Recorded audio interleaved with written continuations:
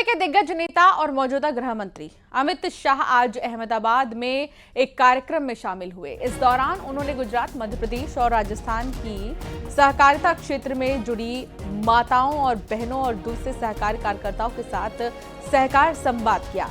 कार्यक्रम में संवाद के दौरान अमित शाह ने बताया कि उनका रिटायरमेंट के बाद क्या प्लान रहने वाला है। उन्होंने कहा कि रिटायरमेंट के बाद का वो अपना जीवन में वेद, उपनिषद पढ़ने और प्राकृतिक खेती के लिए खर्च करेंगे। उन्होंने कहा कि ये प्राकृतिक खेती एक प्रकार का वैज्ञानिक प्रयोग है जो कई प्रकार के फायदे देता है।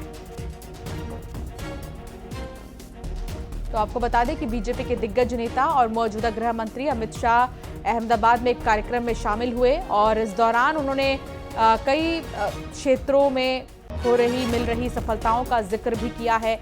सहकारिता क्षेत्र से जुड़ी माताओं और बहनों और दूसरे सहकारी कार्यकर्ताओं के साथ सहकार संवाद किया। कार्यक्रम में संवाद के दौरान अमित शाह ने बताया कि उनका रिटायरमेंट के बाद का क्या प्लान है। सबसे ज्यादा उन्होंने जो फोकस किया वो था वेद पर। इसके अलावा जो प्राकृतिक खेती है उसका भी उन्होंने जिक्र किया है। उन्होंने कहा कि इस पर वो ज्यादा खर्च करेंगे। प्राकृतिक खेती एक प्रकार का वैज्ञानिक प्रयोग है जो कई प्रकार के फायदे देता है।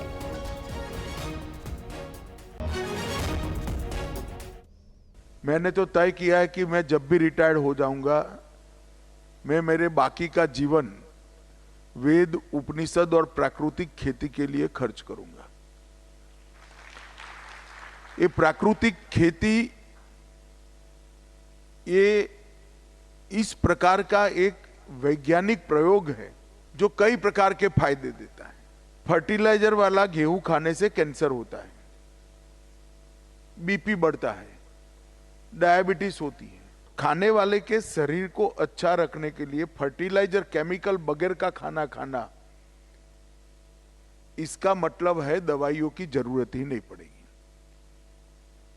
दूसरा, उत्पादन बढ़ता है।